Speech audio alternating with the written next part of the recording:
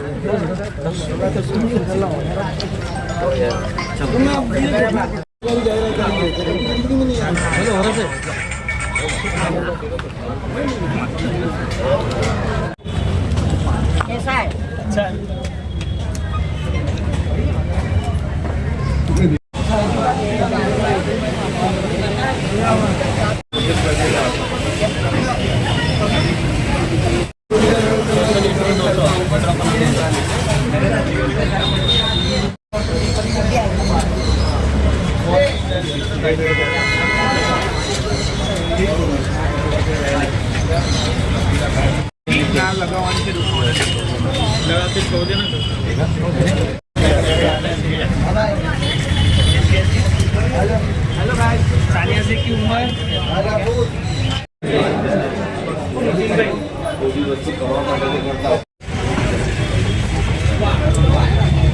जो है हमारे जितने भी लोग हैं, हमारा जितना पॉपुलेशन है, हम इस मौके पर इनको यही जो है वो खबर देंगे कि ऐसी तंगदस्ती की हालत के अंदर, इतनी महंगाई के अंदर इस तरीके की जो है कैम्प करना, खिदमत अंजाम देना, ये बहुत बड़ी इंसानियत है।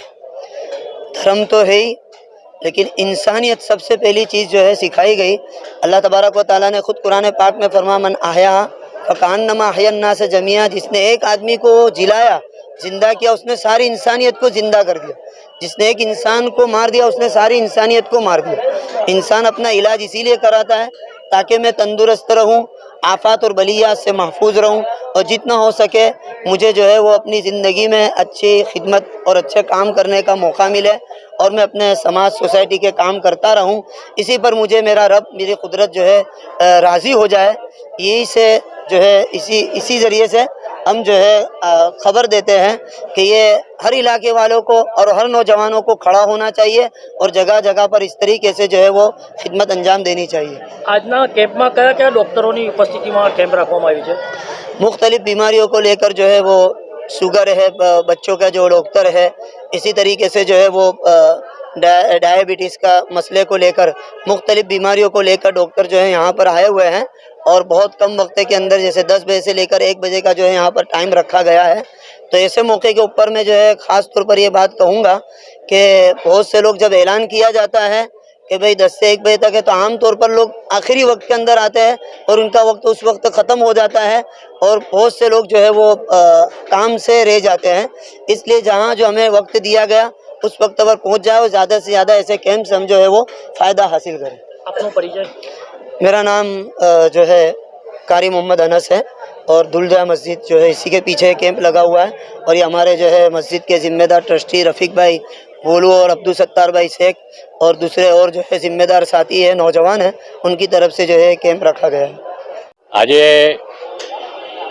फतेहपुरा दूरदरा वार्ड में Tawakkal friend circle, Baroda city hospital, earth foundation और मरियम ट्रस्ट आ 4 संस्थाओं संयुक्त सहकार थी एक मेगा मेडिकल कैम्पનું અહીંયા આયોજન કરવામાં આવ્યું છે। આ કેમ્પની અંદર વિવિધ પ્રકારના સ્પેશિયાલિસ્ટ ડૉક્ટર્સ જેમાં ગાયનેક, ફિઝિશિયન, ઓર્થો અને વિવિધ પ્રકારના ડૉક્ટર મેડિકલ ઓફિસરો આવેલા છે। વિનામૂલ્યે માણસ દર્દીનું ચેકઅપ થાય અને આ કેમ્પનો લાભ લે એ ખૂબ જરૂરી છે। સામાન્ય રીતે આવા કેમ્પોનું આયોજન ગરીબ અને મધ્યમ વર્ગના વિસ્તારોમાં કરવામાં આવે અને તમામ માટે જ્યારે આ લાભ મળતો હોય ત્યારે મારી પ્રજાને વિનંતી છે કે એ લોકોએ આવા કેમ્પનો લાભ લઈને પોતાના આરોગ્ય વિશેની ચકાસણી કરાવવી જોઈએ।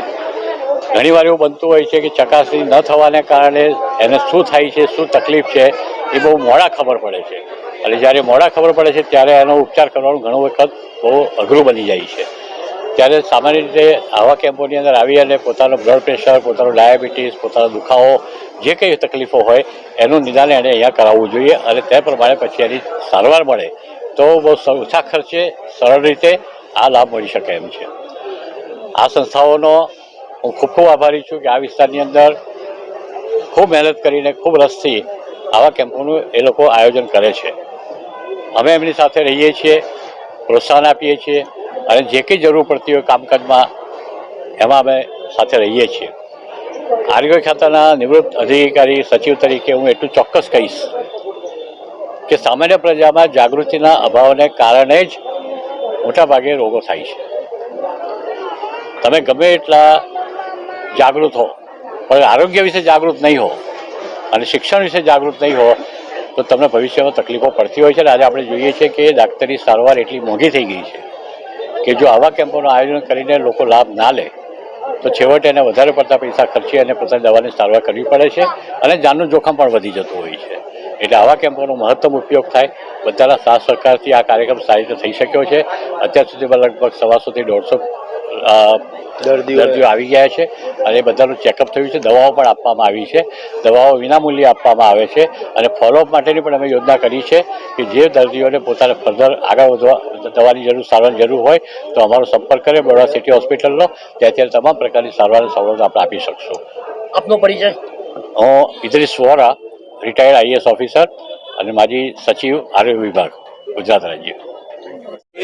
એક સરસ મજાના બ્લડ ડોનેશન કેમ્પ અને સર્વરોગ નિદાન કેમ્પ ફતેપુરા 4 રસ્તાના અગલ બગલમાં આયોજન સમાજમાં આ એક સેવાની સૌથી સારી એક્ટિવિટી છે। નીડી પીપલ્સ, ગરીબ લોકોના માટે આ કેમ્પ યોજવામાં આવેલો છે। Baroda city hospital, Tawakkal friends circle, Ekta Manav Kalyan trust, earth unity foundation, Mariyam charitable trust આ સંસ્થાઓના સંયુક્ત ઉપક્રમે આ કાર્યક્રમનું આયોજન કેમ્પનું ખાસ મૂળ એવું છે કે પુઅર પીપલ્સ, ગરીબ માણસોને પોતાના રોગ વિશેનું નિદાન ફ્રી ઓફ કોસ્ટ વગર ચકાસણી થાય અને પોતે કયા રોગથી પીડાય છે એનું નિદાન કરી અને ટ્રીટમેન્ટ આપી શકાય। આ સંસ્થા માત્ર મુસ્લિમ સમાજ કે મુસ્લિમ ઇલાકામાં નહીં પરંતુ સિટી, સરાઉન્ડિંગ એરિયા, કોઈ પણ સમાજના જરૂરિયાતમંદ માણસોની સેવા માટે હંમેશા તત્પર છે। આજે પણ આ કેમ્પ આપ જોઈ રહ્યા છો એ ખૂબ જ સારી રીતે ચાલી રહેલો છે અને આ કેમ્પમાં રિટાયર્ડ આઈએએસ ઓફિસર આઈએ વોરાસરની પણ હાજરી છે। સમાજના આગેવાન અને મિત્ર સમાજ સેવક એવા જાવેદ બાપુ પણ છે, અન્ય સમાજના સેવકો છે। આવા કેમ્પ જરૂરિયાત મુજબ યોજાય એવી આપણે પ્રાર્થના. જય હિન્દ. इस वीडियो को लाइक करें, हमारे चैनल को सब्सक्राइब कर बेल आइकन जरूर प्रेस करें